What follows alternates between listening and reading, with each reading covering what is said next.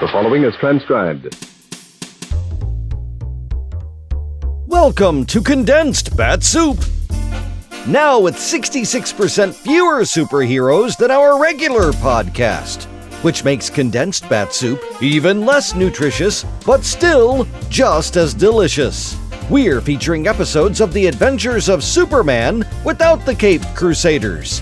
Tie on your capes for lots of instant regret, plenty of parental worrying, and collateral damage galore. In this edition of Condensed Bat-Supe, we continue the story of Al Vincent's corrupt political machine with Chapter 9, as originally broadcast on May 31st, 1946.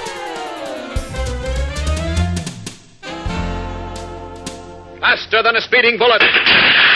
More powerful than a locomotive. Able to leap tall buildings at a single bound. Look, up in the sky. It's a bird. It's a plane. It's Superman. Kellogg's Pep. P-E-P, Pep. Kellogg's Pep, the Sunshine Cereal, presents The Adventures of Superman.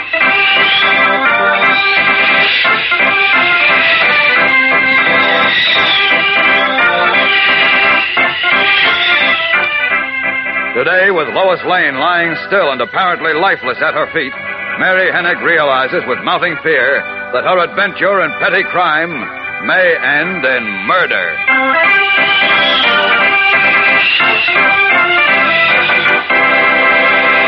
Hello there, gang. This is your pal Dan McCullough. You know, old man Sun sure is on the beam these late spring days. Why, he shows up at breakfast time almost as regular as clockwork. Sheds good old sunny cheer all over the place. And, gang, if you want to be on the sunbeam, too, latch on to Kellogg's Pep, the Sunshine Cereal. There's a sunny, golden toasted treat that is a treat. Crisp, delicate flakes of real whole wheat, full to the brim with sparkling sunshine flavor. It's a keen flavor, a delicious flavor, a come-on flavor that keeps your spoon coming right back for more. Makes you want to dig right in and polish the bowl clean as a whistle. And, you know, that's the right idea. Sure, it's mighty important to get the good out of every bit of your breakfast dish of Kellogg's Pep. Because it's good for you, and because it's not smart to waste cereal, particularly nowadays. You see, whole wheat is one of the cereal grains picked out to send to fellows and girls all around the world. Think of that, gang, when Mom brings Kellogg's Pep home from the grocer's. Make sure there's no waste at your house. If you pour your own Pep, take time to pour it carefully and eat up every bit you pour out. And say, kind of keep an eye on your younger brothers and sisters, too. Just make sure you eat all your Pep. Don't waste it. Now, the adventures of Superman. Having wormed her way into a job on the Daily Planet, young Mary Hennig, who is also known as Chickie, stole certain letters from the newspaper office.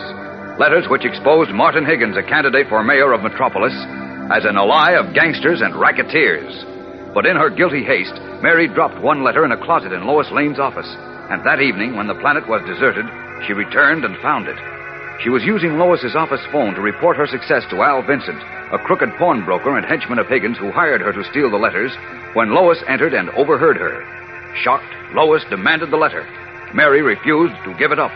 Lois tried to take it from her, and in the ensuing scuffle, Mary struck her on the head with a heavy paperweight. As we continue now, the girl reporter lies motionless on the carpet. Horrified at what she has done, Mary gets Al Vincent back on the phone. Listen. She's dead now. She's dead. What are you talking about, Chickie? Miss Lane, she's dead. But I didn't mean to kill her. Honest, I didn't mean to do it. So help me, I only... Wait a minute. You mean you bumped her off? Yeah, but I didn't mean to. Honest, I didn't. Holy smokes. It was an accident, Al. She come in when I was talking to you. She heard everything. She said I'd be arrested, and I got scared. You and dumb little sap. You got us all in a jam. I didn't mean to do it, I tell you. Ah, shut up. Where are you? In her office. Miss Lane, she's laying right here. You gotta help me, Al. Stop whining. Did anyone see you do it? No. There was just me and her. That's a break. Did anyone see you come in the place? The watchman and the elevator man. No, that's bad. That's why I'm afraid to go out. When they find her, they'll know I did it. You gotta tell me what to do, Al. You gotta help I ought me. to let you take the rap. That's what I ought to do, you dopey kid. Oh, no. No, you can't. I didn't mean to... You'd spill everything. Listen now. We gotta get her out of there. And you, too. What floor are you on? The 10th. But you can't get in. You gotta have a pass. Don't worry about that. Now, look. Is there a lock on this office you're in? I think so, yeah. Okay, lock it. And stay in there till the boys come. I'll send them right over. Trembling with terror in the belief that she is a murderess, Mary Hennig locks the door to the little office and, burying her face in her hands, cowers in a corner as far away from the inert form of Lois Lane as she can get. At the same moment, unaware of what has happened, Superman, in his guise of Clark Kent, is talking with Mary's mother in the kitchen of a shabby tenement flat. Without realizing that Kent suspects her daughter of complicity with the crooked Higgins-Vincent group, Mrs. Hennig, instinctively worried, nervously smooths her apron with red, work-roughened hands as she tries to make her guest welcome. I hope you don't mind waiting in the kitchen, Mr. Kent. No. The children are asleep in the other room. Of course I don't mind, Miss Hennig. You don't know where Mary might be, do you? No, I don't. She should have been home by now. Could you tell me what you wanted to see her about? Oh, it's nothing important. It's just something that came up in the office today. I see. Tell me honestly, Mr. Kent, she didn't get into any trouble, did she? Well, what makes you ask that? Oh, nothing, really. I just asked. You see, living in this neighborhood makes me worry about Mary. Has Mary been giving you cause to worry, Mrs. Oh, Hennig? no. Mary's a good girl, but just the same I worry about her because all these bad kids around here, well, you know, sometimes they give good kids bad ideas. Yes, of course. Seems like they're nearly all bad children in this neighborhood. Oh, most youngsters aren't really bad. They are around here. You don't know. Yes, I do know. They're not really bad, Mrs. Hennig. It's just that they fall into wrong ways in overcrowded tenement districts like this because there's no place for them to play except in the streets. Yes, that's true. Start hanging around the corner pool room and join gangs and steal and smash windows just for the excitement to let off steam. Oh, I know all that, Mr. Kent. But what's a person to do? I'd move out of this neighborhood tomorrow if I could. Well, but this tenement is all I can afford, so I can't do anything. Now, don't you worry, Mrs. Hennig. When Henry Marshall becomes mayor, he'll tear down these slums and build decent housing and parks and playgrounds and gymnasiums. That'll go far toward wiping out juvenile delinquency. I certainly hope so. Say, look, it's after 8:30. Mary left the office over 2 hours ago. You said she was supposed to come right home. She was, but sometimes she just don't come right home. So if you're in a hurry, maybe you better not wait. Well, it's important that I see her. Don't you have any idea where she goes when she doesn't come home? No, I don't, Mr. Kent. Mary, well, she's changed lately. She used to tell me everything. Now she don't like me to ask questions. She says she's too grown up for that. Grown up? She's only 15, isn't she? Yes, that's all, but I can't seem to do anything with her anymore. You see, I'm not very well, and I work all day in a laundry. I don't seem to have the strength when I get home to handle her like I should. I see. When her father was here, it was different. But since he got tuberculosis and had to go to the sanitarium... Sanitarium? Mary said he was dead. Oh, no. She couldn't have said that. Oh, yes. Well, now, wait a minute. Maybe she didn't. Maybe I'm wrong. Go on, Mrs. Hennig. You were saying something about handling Mary. Well, I don't want you to think Mary is bad, Mr. Kent. She's really a good girl. It's just that, well, I think she needs somebody to talk to her. I intend to. I'd be grateful if you'd tell her how it's wrong to stay out of school like she did again today. What's that? Was her school open today? Of course. I found out she stayed away again today. Well, it's more important than ever that I talk to her now. I've got to get out and make a phone call. But aren't you going to wait for her? No, I've got to make this call first. There's a drugstore at the corner. I can phone from there. And look, please, don't worry, Mrs. Hennig. I'll do my best to work things out. Work things out? Mm-hmm. What do you mean, Mr. Kent? Well, I can't explain right now, but I'll be back later. Now, just you sit tight, and if Mary comes in, hold on to her.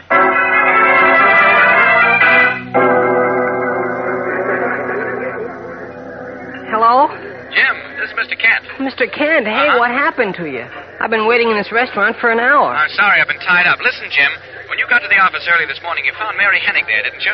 Yeah, she thought we started work at 6:30. Cheated herself out of an hour's sleep. Uh-huh. Didn't she say there was no school today? Uh-huh. Why? Oh, nothing. I just wanted to be sure. Look, is Lois there? No, she went back to the office to finish her story. She said we should pick her up on our way to police headquarters. Oh, well, you pick her up and go over to headquarters. I'll see you there in a little while. Oh, but look. Mr. White made a date for all of us to see Inspector Henderson at 9 o'clock. Well... He'll be sore as a boil if you're not there. I can't help it, Jim. Tell him I'll be there as soon as I can. Well, and that I may bring the person who stole the Higgins letters with me. No kidding. Well, listen, who is it? No time to talk now, Jim. Just do as I say. Go over to the Planet, pick up Lois, and hot-foot her to Henderson's office. I'll see you there later. So long. Leaving the drugstore, Kent steps into a dark doorway, strips off his business suit, and stands revealed in the blue costume and red cape of Superman. Then, up, and away!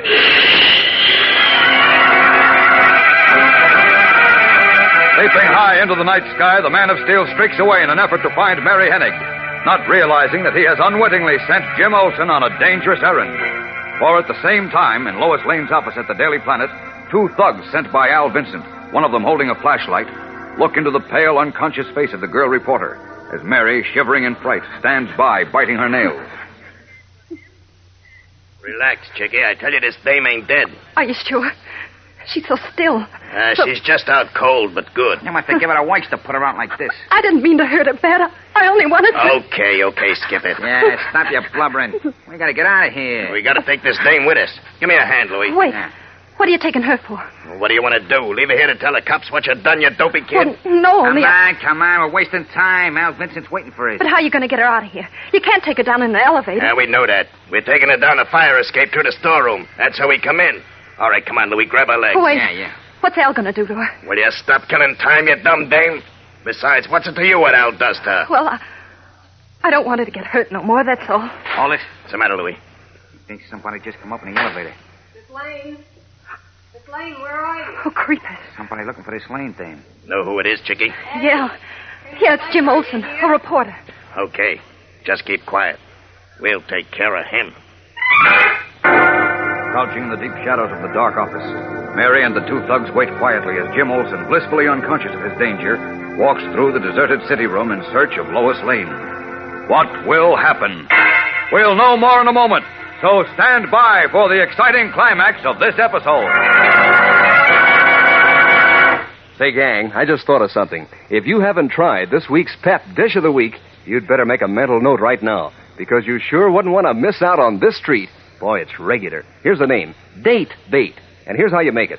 In your breakfast bowl, make alternate layers of Kellogg's Pep, the Sunshine cereal, and dates. You know, cut into fairly small pieces. Isn't that a cinch? First Pep, then dates, then more Pep, and so on. Pour on milk, and you have this week's Pep Dish of the Week, Date Bait. It's a smooth dish that'll really bait your morning appetite, believe me. Fact is, no matter how you serve it, those tender, crisp flakes of Kellogg's Pep with their keen sunshine flavor taste so terrific you can hardly wait to pitch in and finish off every bit in your bowl. And a good thing that is, too, especially nowadays when the cereal grains are being sent to fellows and girls overseas. So, gang, don't waste cereal. When Mom brings Kellogg's Pep home from the grocer's, make it your job to see that it's not wasted. If you pour your own Pep, pour it carefully and eat up every bit you pour out. Pass the word along to the rest of your family, too. Remember, eat all your Pep. Don't waste it. Unaware that Lois Lane lies unconscious in her office in the presence of two thugs and her attacker, Mary Hennig, Jim Olsen walks across the deserted city room calling for her. Miss Lane? Hey, Miss Lane, where are you? That's Jim Olsen. What'll we do if he sees us? Shut up. Get behind this door, quick. He's turning on lights. He'll see us. Not behind this door, he won't. Now be quiet. I'm scared. Gee whiz. Miss Lane. He's seen a dame laying there. Here he comes, Louis. Get set to let him have it. Gasping as he sees Lois Lane's motionless figure on the carpet, Jimmy Olsen, unaware of the ambush that awaits him, dashes into her office and into trouble. What will happen to the boy reporter and to Lois Lane while Superman, unaware of what is taking place, is several miles away? Don't miss the next exciting episode in this story of a fight against juvenile delinquency. Tune in again Monday, same time, same station. And remember, for breakfast, it's Kellogg's Pep. For excitement, the adventures of Superman.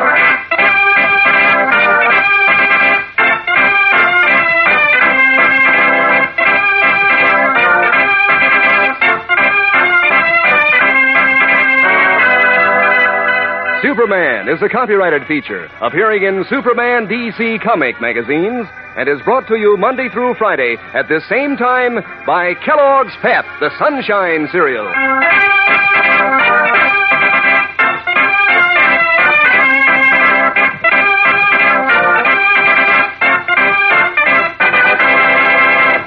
Lots of you kids have dogs, and I'll bet one of the things they enjoy most is a tug of war. Dogs seem to get such a kick out of using their strong teeth and muscles.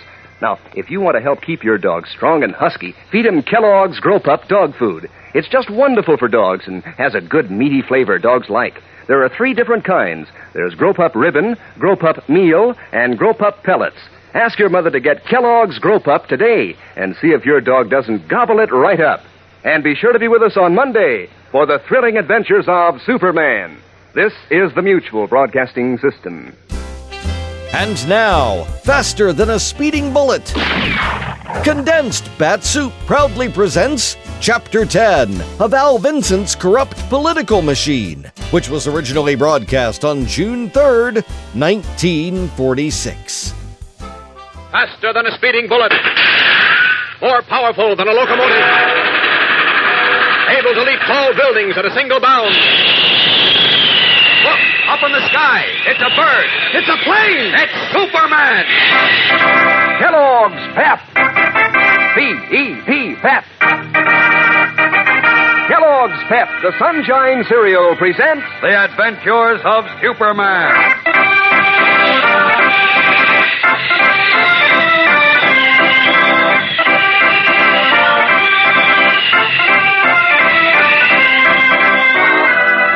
Today, with Superman unaware of what has happened at the Daily Planet, Jimmy Olsen is rushing headlong into the arms of danger.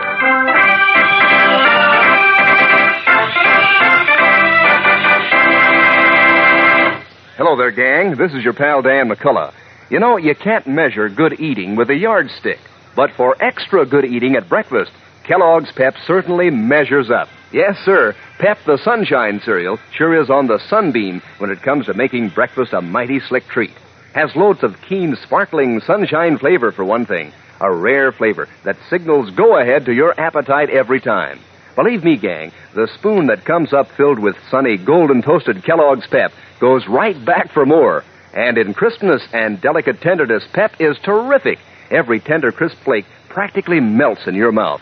Why, if you're hep to Kellogg's Pep, you're hep to a smooth dish that keeps you busy until you've eaten up every last bit in your bowl, which is always a good idea because Pep is good for you. But it's especially important nowadays when we're sending cereal grains to fellows and girls overseas. So, gang, when Mom brings Kellogg's Pep home from the grocer's, make sure it's not wasted. If you pour your own Pep, pour it carefully and polish off every bit you pour out. Pass the word along to the rest of your family, too. Make it your habit to eat all your Pep. Don't waste it. Now, the adventures of Superman. When, on the strength of certain letters, the Daily Planet accused Martin Higgens, a candidate for mayor of Metropolis, of being in league with criminals who encourage juvenile delinquency, Higgens countered with a charge of slander and sued the paper for $1 million. Then, when they learned that their evidence against Higgens had disappeared, stolen, as we know, by a juvenile delinquent named Mary Hennig, also known as Chicky, our friends felt their cause was lost. Suspicious of Mary, Clark Kent went in search of her that evening. But meanwhile, Lois Lane had caught the thieving girl red-handed in the darkened newspaper office. And in the ensuing struggle, Mary struck Lois on the head with a heavy paperweight. Then, terrified at the thought of having committed murder, she phoned Al Vincent, a henchman of Higgens who had forced her to steal the letters. Vincent sent two of his thugs to the Planet, and they were about to carry the unconscious Lois away when Jimmy Olsen arrived to call for her. Mary and the two men hid behind the door. And as we continue now, Jimmy, seeing Lois lying motionless on the floor of her office, rushes to her aid. As he enters the office, the two men spring out from behind the door. Listen. Okay, Louie. Let him have it. Yeah.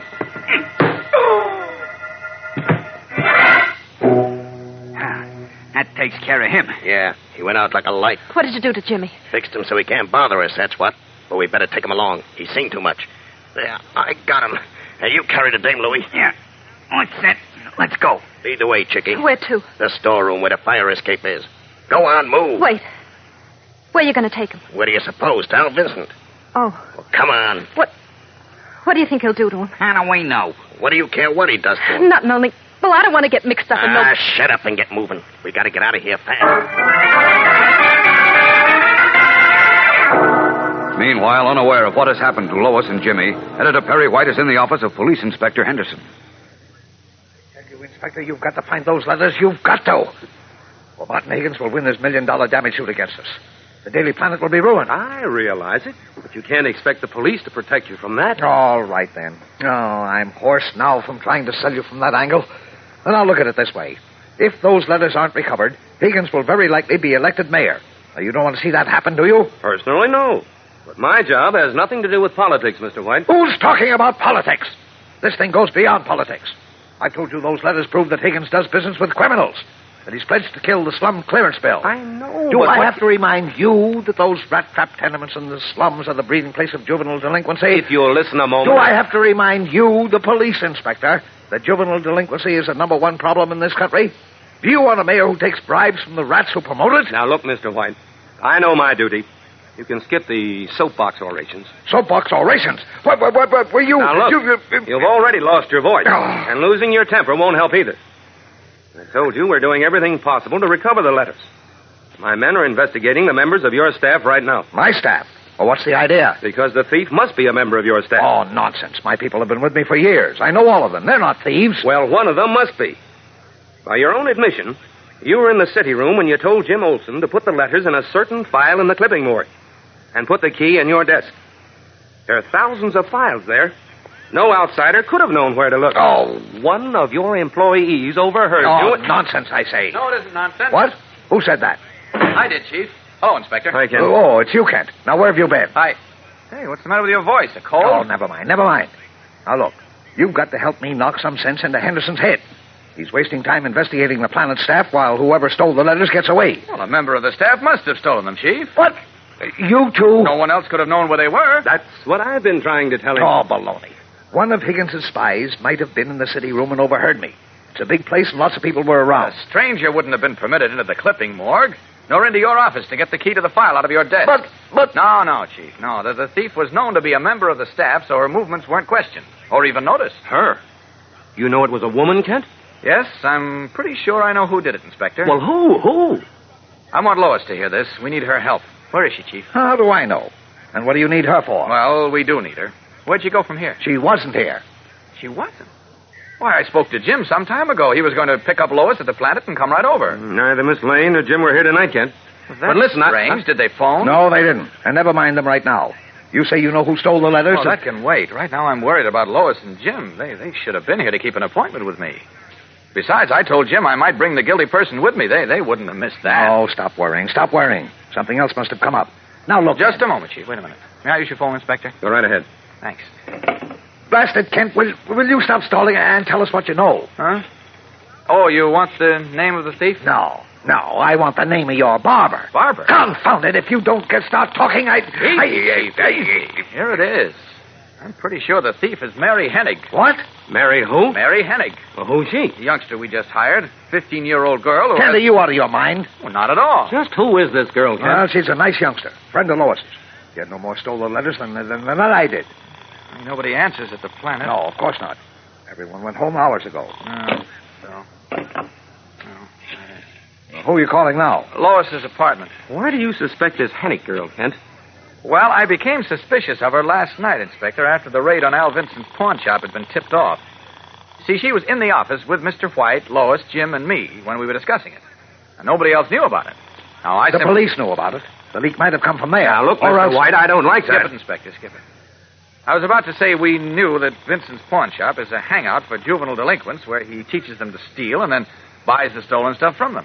Now, my hunch is that this Hennig girl is a juvenile delinquent working for Vincent and Higgins, eh? Exactly. Nonsense. Lois doesn't take juvenile delinquents for friends. Well, Lois was fooled just the way the rest of us were. I just want to ask her one question. That'll prove whether I'm right or wrong. Well, where are you going to find her? I don't know. She's apparently not at her apartment either. I don't like this. Where is she and where's Jim? Oh, don't worry about them. They're not babies. Well, I am worried. I'm going to look for them. I'll see you later.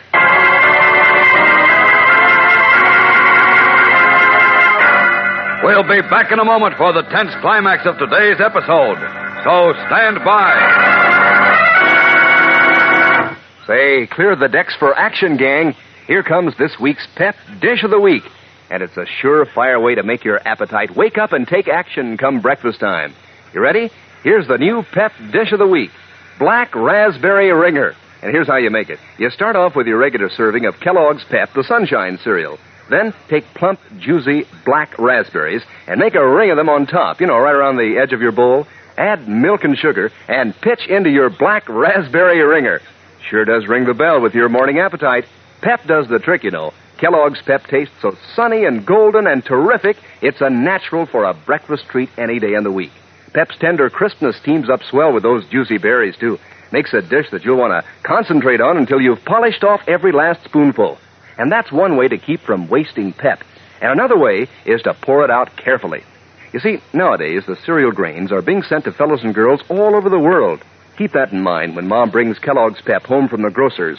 And say, kind of keep an eye on your younger brothers and sisters, too. Tell everybody in your family, eat all your Pep. Don't waste it. Worried when Lois Lane and Jimmy Olsen failed to appear at police headquarters, Clark Kent, who, as we know, is Superman, went to the Daily Planet to search for them. But Lois and Jimmy are now in a basement room of a shabby tenement building guarded by Al Vincent's henchmen, Steve and Louie. In a room of the apartment above, Al Vincent is questioning Mary Hennig. You sure nobody seen you when you came down a fire escape at the Planet, Chickie? No, it was dark and the fire escape's in the alley. But listen, Al, Well, you done a good job getting all the letters, kid. You almost balled it up sucking that dame. But you see, I took care of you. It's like I told you, kid. While you're working with me, you got nothing to worry about. Yeah, but Well, we sitting pretty. Marty Higgens will collect a lot of dough from the Daily Planet, put them out of business so they can't bother him no more, and be elected mayor, too. Oh, then we'll be sitting on top of the world, Chickie. Sure, but how about Lois Lane and Jim Olsen? What are you going to do to them? I'll take care of them. Don't worry. What do you mean you'll take care of them? Don't worry, I tell you. I got a little scheme dreamed up to get rid of them and make it look like they had a little accident. You mean you're going to kill them? Who, me? No. I said they were going to have an accident. Oh, you can't. That'll be murder. So what? Marty Higgins and I don't play for peanuts. There's big dough on the line here. Big dough. Those two just happen to be in our way. So we put them out of the way, that's all. But I told you I don't want to get mixed up in no murders. You told me. Yeah. Besides, I like Miss Lane. She was good to me. She's okay. She was good to you. Why, you dopey kid. Don't you know that if you hadn't slugged her tonight, she'd have had you in the clink by now? I don't care. You can't kill her, Al. Be smart, you little sap. Don't you realize if we don't get rid of her, you'll do a long stretch? Or maybe even go to the chair. The chair? Me? Yeah, you. You helped kidnap her tonight. And the Olsen kid, too. Kidnappers get the chair in this state, baby, see? But I didn't mean to do nothing except steal the letters. I didn't want to get mixed up in... Try telling that to the judge and see how far you get. You're in this up to your neck, Chickie. And the only way you can save your neck is by playing ball with me. If you do that, you got nothing to worry about. But the minute you get any other ideas, remember, there's a hot seat waiting for you. Terrified, Mary Hennig stares at the ruthless pawnbroker, and then looks wildly around the room like an animal seeking a way out of a steel trap.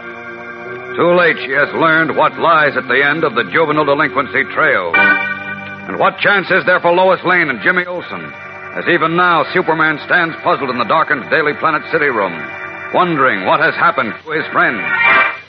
Tomorrow's episode is fast and exciting, gang, so don't miss it. Tune in, same time, same station, as the Man of Steel tries to close in on the dangerous criminals who seek to control Metropolis and defile its youth. And remember, for breakfast, it's Kellogg's Pep. For excitement, the adventures of Superman.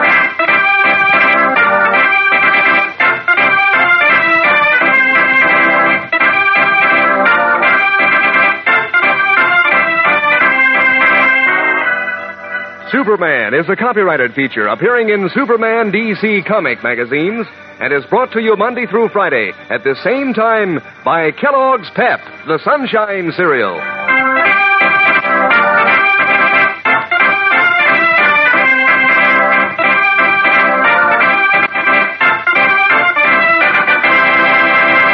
Say, if you want your dog to tag right along with the gang, if you want him to be strong and husky, don't let him eat just to fill up.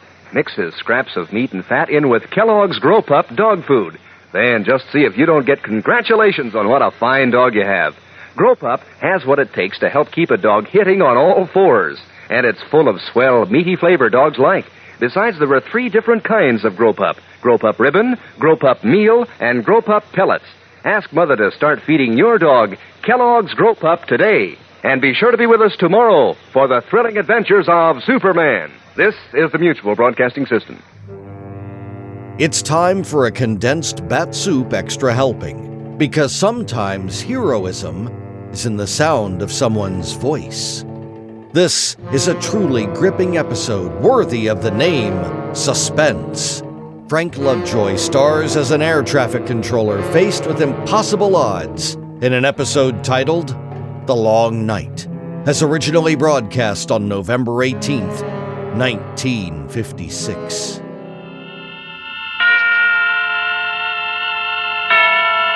Suspense. And the producer of radio's outstanding theater of thrills, the master of mystery and adventure, William N. Robeson. Take a deep breath and let it out slowly. And once more. No, this is not a caprice. It is a thoughtful precaution. Fill your lungs well now, for you will be holding your breath for the next 30 minutes as you live through The Long Night with Frank Lovejoy, a tale well calculated to keep you in suspense.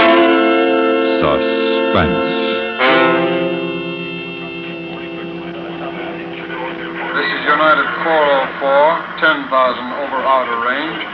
Request lower altitude, over. United 404, this is Rockford Tower. Maintain present altitude until further advised, over. United 404, roger, Rockford. Over and out. Rockford Radio, this is Delta 318, over. Delta 318, this is Rockford Radio, go ahead. Delta 318, request permission for straight in approach. I'm over Milford Hills at 4,000, over. Delta 318, straight in approach. You stand in the airport granted. control tower 90 feet up in the sky over Rockford Field, waiting to go on the night watch. And you listen to the babble of voices that fill the crowded room in an endless series of requests. Requests for altitude change, request for landing permission, request for the weather. Here is the 9 o'clock weather. Low, straightest clouds over the entire Mississippi Valley, spreading out over the central states. Visibility 2 miles, ceiling 2,200 feet and lowering steadily. Smoke Clouds, and haze, smoke, haze, and fog, and a ceiling getting lower every minute. You look out through the tinted glass windows into the misty night, and you think of the strangers overhead, in and above the clouds.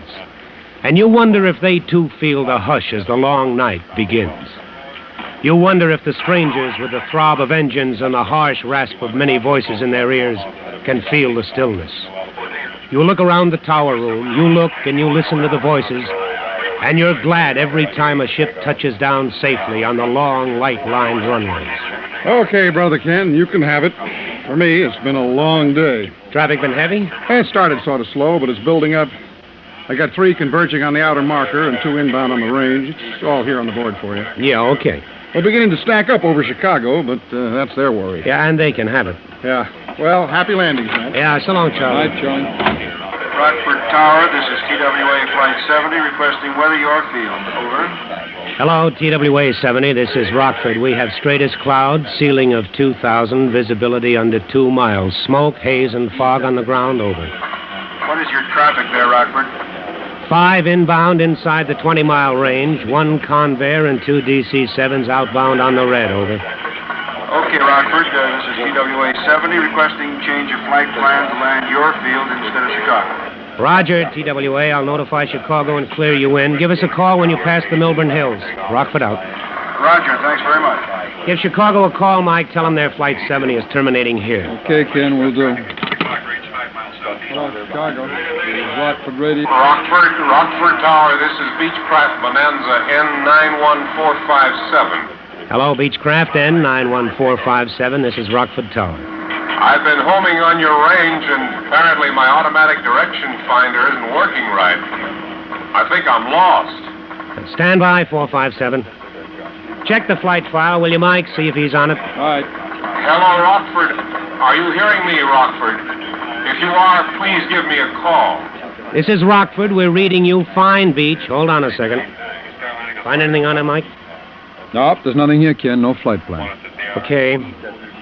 Hello, Beechcraft N91457. This is Rockford Tower. What seems to be the trouble with your ADF? I don't know exactly, Rockford. I'm not too familiar with this equipment. But I don't think it's working right because I've been changing from one range to another just like I was told to, and I ought to have been somewhere over Minneapolis long ago, and I'm not. All right, Beechcraft, we'll work something out for you. Where are you flying from? Indianapolis. Headed on a direct flight to Minneapolis? That's right, Rockford. I set my automatic direction finder just exactly the way I was told to when they installed it. Did you make any visual checks against what your ADF showed? I'm sorry, I didn't get that. Did you check your course when you passed over the airways range stations by looking at visual ground objects like signs on the top of oil tanks telling you what city you were over, anything like that? No, I'm afraid I didn't. I thought my ADF was working, so I didn't think about anything else. Okay. Now, what was your last known position? Well, I'm trying to think. I guess the last time I positively knew where I was when I departed Indianapolis. What time was that? About 5:30, maybe 5:45. 5:30? Verify that time. That would be more than 3 hours en route. You should be well out of my range. Yeah, I know. But I've been circling for more than an hour, trying to make the ADF work and looking for Rockford. What is your remaining fuel supply? Well, I guess there's no use kidding myself. I think I've got about 45 minutes, maybe at the very best, an hour. Well, here is the situation. The weather here is solid overcast at 600, visibility 1 mile in smoke and haze. Do you see any towns, rivers, highways that you can identify? No, I can't see anything but clouds. I'm on top. Holy smoke, did I hear that right? Yes, you did. Beechcraft, did you say you were on top? That's right, on top of a solid layer. Have been for a long time. At what altitude? I'm at 5,000 indicated, about 1,000 above the clouds. 457, take a good look around you. Are there any breaks in the overcast? Can you see any holes, any thin spots in the area at all? No, it's solid. It's a completely solid layer. Are you an instrument pilot? What do you mean? I mean, are you checked out on instruments? Do you have instrument training? No, I've never been on instruments in my life. I'm just lost.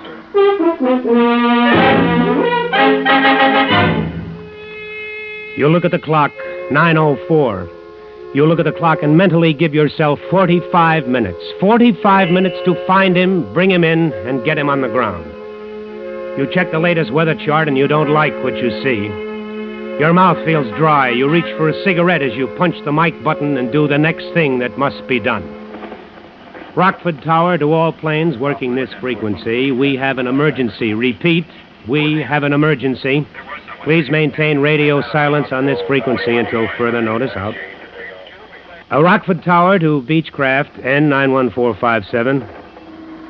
Come in, 457. Okay, Rockford.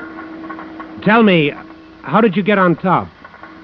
Well, it was almost clear when I left Indianapolis. I climbed straight out to 5,000, and later, while I was trying to get the ADF working, I found myself on top. It just happened. Yes. Are you familiar with range orientation? No, I don't know anything about that either. I'm just a businessman with a new airplane. I know only enough about the radio to tune in the stations. I know I'm lost, though, and need help. These gas tanks aren't getting any fuller. Yes, I know, 457. I understand.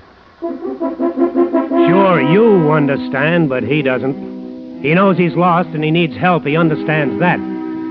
But he doesn't know what the odds are on getting him straightened out and over the field and then getting him down through that solid layer of clouds. You fight down a sudden urge to push the microphone button and scream at him.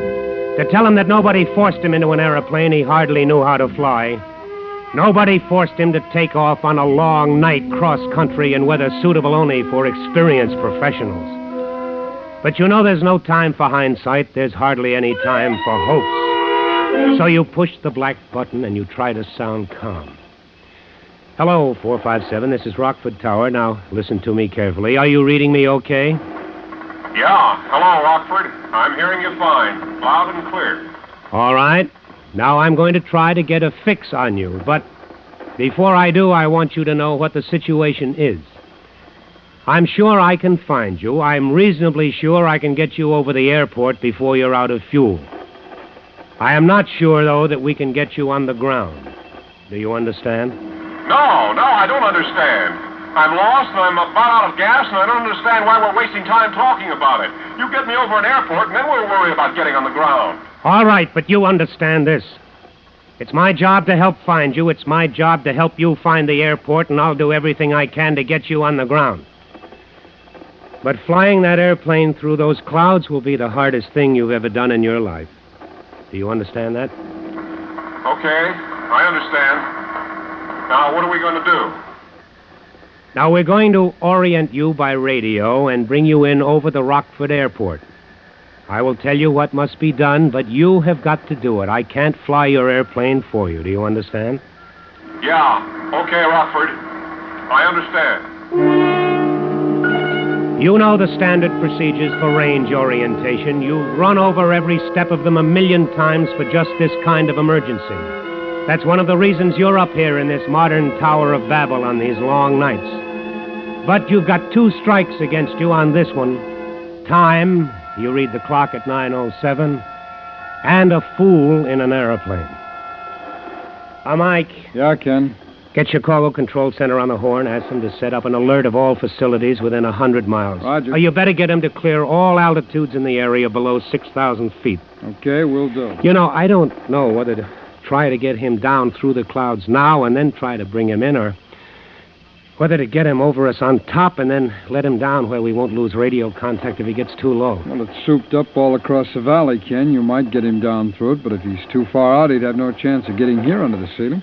Yeah, and if I don't get him started at something, he'll be out of fuel anyway, and it won't matter. I'm going to bring him in on top. Okay, I'll check weather very closely, Ken. If I hear of any breaks, I'll give it to you. Good, thank you. Hello, 457, this is Rockford Tower. Yeah, okay, Rockford.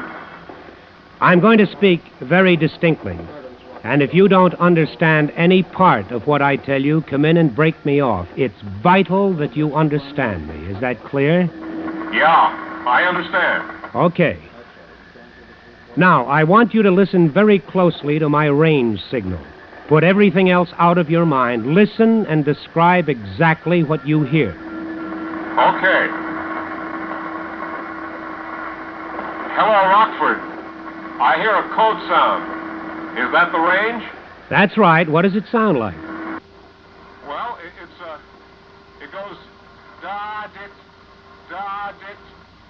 Okay, 457. Now, is it loud or soft? It's pretty loud.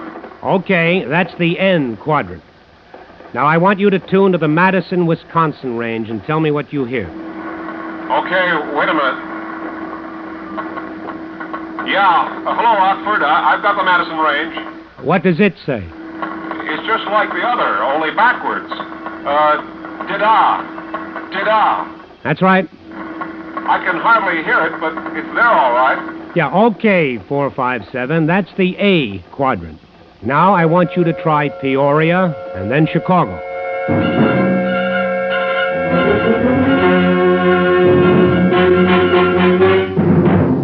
Rockford, Madison, Peoria, Chicago. 4 corners to check from. 4 radio sounds that you hope he's reading correctly.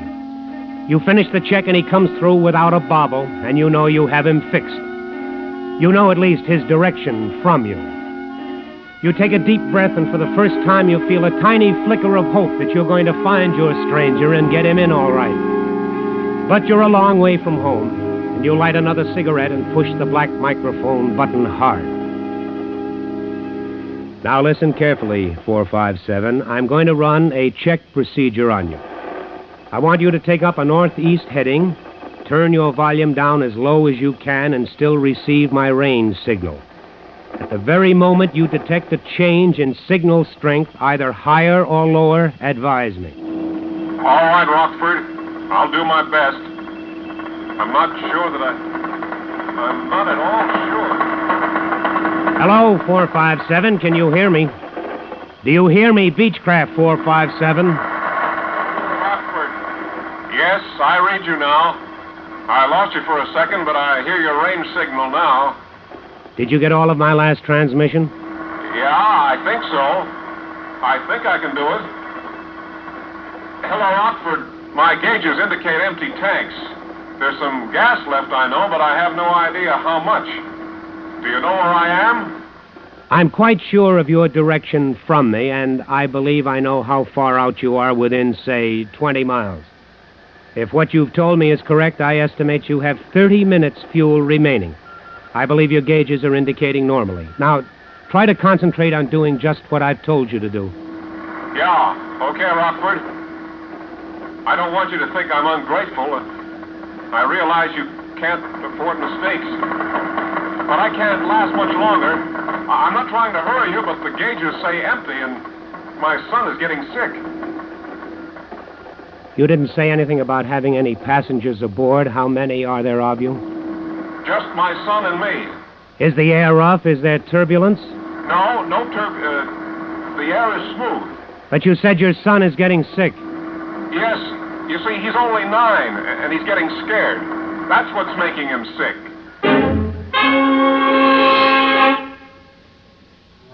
You don't say anything for a long minute. You just stare out into the miserable night, and your thoughts are not nice. You think of your own kid, and you thank God he's home safely in bed. And you know now, if you didn't know it before, that you've got to bring these strangers home. You reach for the microphone button, but before you push it, the voice is back What's on your happened, Rockford? I can't hear you anymore. Did you hear me? I was talking to you and you didn't answer. Hello, Rockford. Come in, please. I'm reading you. 457, I heard everything you said. Now listen to me carefully. You should be approaching my west course close into the station. I want you to listen closely and describe any change in your signal. I won't call you. You call me when you hear anything change. Okay, Rockford. Hello, Rockford. The signal is much louder now, and I'm getting more of a continuous tone in my earphones, although I can still hear that other signal. All right, 457. That's fine. That's good. Now, listen carefully. Turn your volume down a little more. And when you no longer hear that other signal, and when the continuous tone is loud and clear, and when you hear nothing but the continuous tone, at that time I want you to turn right to a heading of 93 degrees magnetic. Is that clear? Yeah, I think so. You think so? You've got to know so. When you hear nothing but a tone, when there's nothing but a loud buzz in your ears, I want you to turn right to 93 degrees on your compass. Do you understand me? Yes, I understand. Turn right to 93 degrees on the compass when I hear a loud tone. That's correct. The tone is strong now. I don't hear the other signal. Nothing but the tone. Shall I... Yes, turn right, turn to 93 degrees and advise. Advise? Advise when on course, when on 93 degrees, advise. Roger. Advise when I'm on course now, on 93. All right, good. Chicago Control Center has everything cleared on the 6000. They're monitoring the calls, too. Okay, Mike, thanks a lot. What's the time? 9:40, straight up. 9:40? That's 12 minutes to make it in. Hello, 457. You're approaching the range now. You're almost over the station. The range is about 2 miles from where I'm sitting. The signal you hear will continue to increase in volume until you cross the range. At that time, it will fade out quickly. For a moment, you may hear nothing. Then it will increase again rapidly. Now, at the very instant your signal fades, I want you to make an immediate left turn to a heading of 45 degrees magnetic. Take that heading and advise. Understand? I understand. Mike, get on the phone and alert the local police and fire departments. Tell them what we've got and to be on the lookout for a fast move. Roger. Get all the lights on in the field, the runway markers. When we get him down through this, he won't have any time to spend looking for the field. Okay, will do. That is, if we get him down through it. You light another cigarette. You watch the clock on the desk. You try to keep your mind clear, to think ahead, to think of everything that can possibly happen, and the waiting is worse than anything yet. You keep reaching for that microphone, wanting to call him to ask him why he doesn't tell you he's over the range. And you know he hasn't called you because he isn't over the range yet. And you wait, and you wait. And then it comes loud and clear. Rockford, I'm over the range and starting a turn. It's just like you said. It's exactly the way you said it would be. Roger, 457. You're doing fine. Now come left to 45, straight and level. Hold it until I tell you different. I'll call you back. I think you got him, Ken. Well, if he's where he ought to be, we should hear him in about 20 seconds. I'm going out the platform and listen. Call me if he calls in. Okay. You stand on the steel grating of that tower platform and you try to hear over the sounds from the field below. You strain your ears for a sound that should come to you out of the southwest. And you've never wanted to hear anything so much in your life. And then you hold your breath. You stop breathing to hear better. And it's there. A single engine singing a quiet, sweet sound and approaching directly on course. You flick your burning cigarette out into the black space and stumble back into the tower room. You grab the mic and you almost shout into it. 457, this is Rockford. You're over the field. I hear you clearly. Start a 360 turn immediately and orbit in your present area. Beginning of 360. For God's sake, tell me what to do. This engine is ready to quit. You snap a look at the clock. 9:46. 5, maybe 6 minutes more if you're lucky. 6 minutes at the outside to get him lined up properly for a straight-in approach, to talk him down through 4,000 feet of solid clouds. 6 minutes to bring off a miracle. You waste 15 precious seconds debating the best way to do it. All along up to now, you've planned it this way. A good, steady, full-scale power approach, nose up a little, flaps down just enough, power on exactly right. Your mind has told you that this was the ticket, the only answer.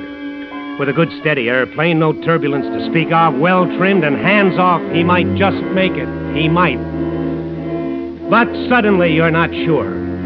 Maybe if he could pull his power, slow her down, trim her slow and steady, a touch of flaps, that might be the answer. That might do it. It would save precious gas. If he missed his approach or he goofed up in the clouds, he could get back on top for another try. Maybe. You push the microphone button hard and try to sound calm. 457, I hear you plainly. You're circling the airport. There isn't time to talk this out. You'll have to do exactly what I tell you the first time and do it right. There simply isn't time enough. Oh, wait a minute. Do you have chutes? Do you have parachutes aboard? No parachutes. All right, 457, we'll have to do it this way. Now listen to what I have to say. You don't have to talk, just listen. Come around to a due west heading, due west. As you do, start slowing her down. Slow her down and trim her up for a power approach. A normal power approach, do you understand? I understand, Rockford. Don't talk to me. Bring her around, head west with the power on. Slow her down, flaps down to approach position. Trim her up, make her steady. Advise when you're headed west and slow down. 10, 15, 20.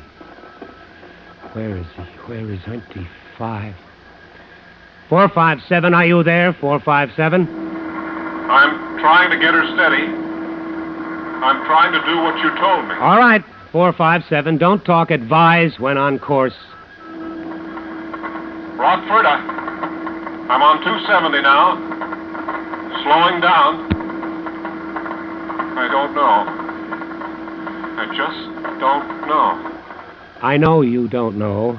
All we can do is try. I understand. I'm down to 80 now. Flaps down and power on. Roger. Continue trimming her. Trim her down good.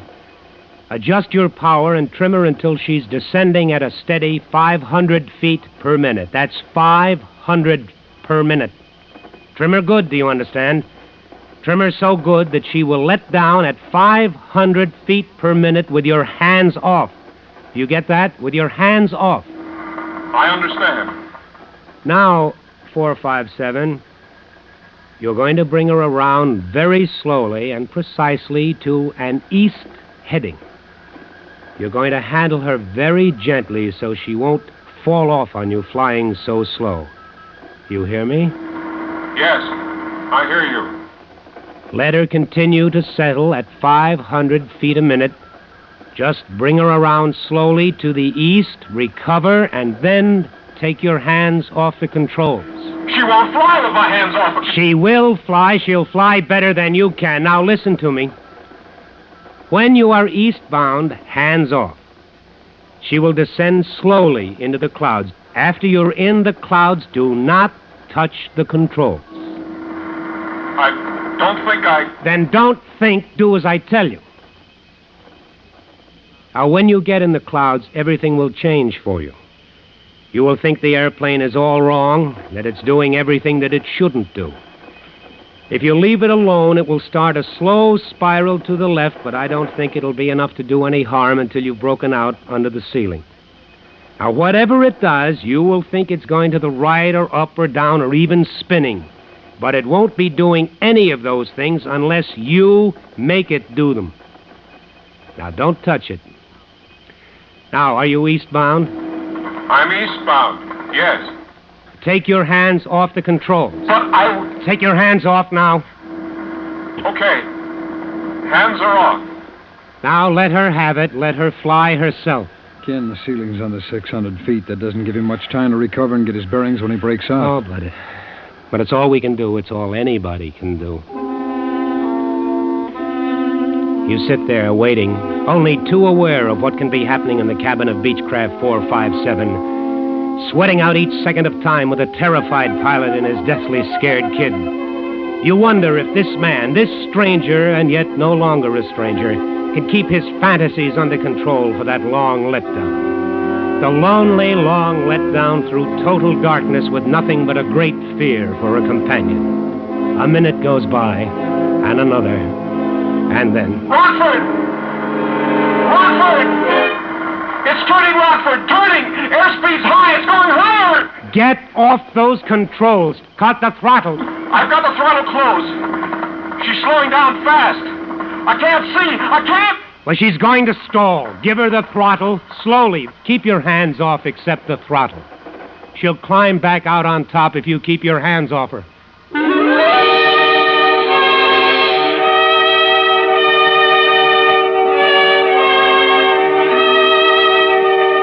2 minutes wasted, more than 2 minutes, because he couldn't believe what you told him. You had him and then you lost him. And now, if the teacup of gas still in his tanks holds out, if he gets back on top, you still have it to do all over again. You begin to feel the long night closing in on you. He's almost calm when he calls you back this time. You can almost hear his sigh of relief. Hello, Rockford. I'm back on top now. Good. Maybe we have time for one more try. Now, let's try it with the power off this time. You may lose your engine before you can get... It's no use, Rockford. It's just no use. I can't do it. I was fine until I got into those clouds. I just couldn't sit there and do nothing. I just couldn't. I know I can't do it again. Listen, there's time. There's time for another try. Forget it. The engine just quit. That's it, Rockford. Well, you can still do it. Forget it. You're wasting your time. I just want to say thanks for trying. Hello, 457. Hello. Hello, Beach. Hello, 457. Ken, he can't hear you. His hands froze to the mic. Yeah.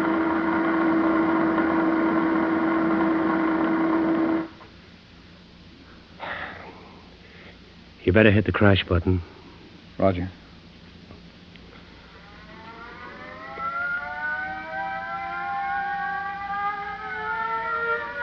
Rockford Tower to all planes awaiting landing instructions. The emergency is over. Normal radio procedure is now in effect. Rockford, over and out.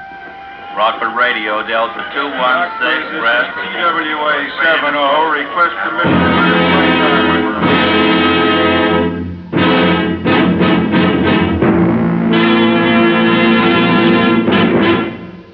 Suspense, in which which Frank Lovejoy starred in The Long Night, adapted by Sam Pierce from the Atlantic Monthly story by Lowell D. Blanton. Listen. Listen again next week, when radio's outstanding theater of thrills brings you another tale well calculated to keep you in suspense. Suspense is produced and directed in Hollywood by William N. Robeson. Included in tonight's cast were Stacey Harris, Byron Kane, Court Falkenberg, Sam Pierce, and Jack Crucian. The original musical score was composed and conducted by Paul Barron. Sound patterns by Ray Kemper and Bill James.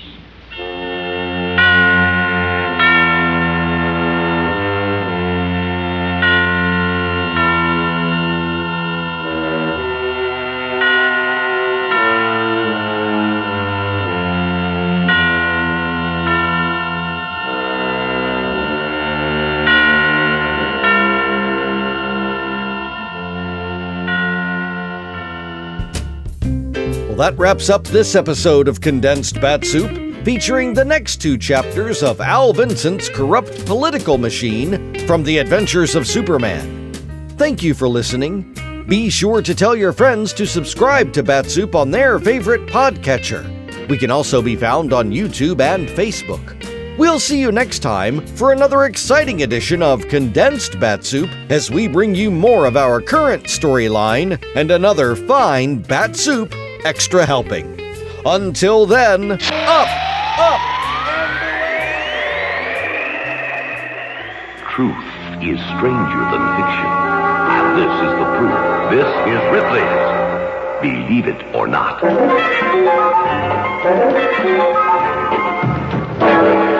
Sir Thomas Overbury certainly deserves to be called a man of iron. He was imprisoned in the Tower of London, and for 3 months and 17 days was fed a daily diet of hemlock, arsenic, nitric acid, ground diamonds, and mercury, enough poison to have killed 20 men. But Sir Thomas refused to die.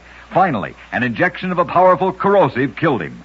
Later, the guards who'd been bribed to poison him were executed. Believe it or not.